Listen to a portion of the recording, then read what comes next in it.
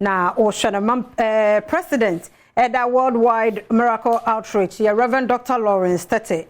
And they were Frank Crankren will be Bia, Nefwami and San Erica said, would differ yam to on a bumpire ding. Niamfa and Hunyame and Munyam, now which are no Dawson, Birmudie, the Odi Toko more dainty, South Fornona, ye di ama womo, Nafia bois or may impuntu Adom Kasee, etwasi.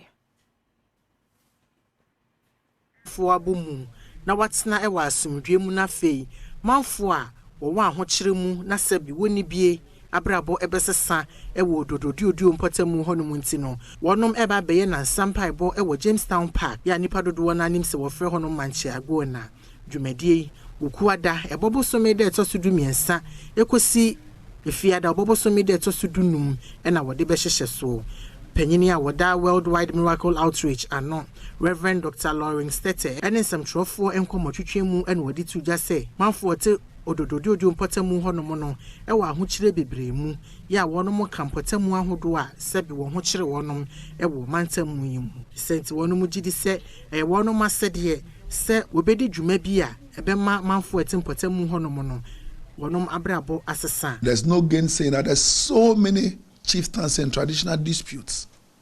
That has also been one of the bane of our problem.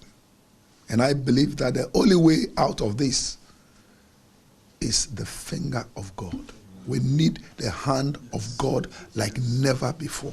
Opinion leaders will help us encourage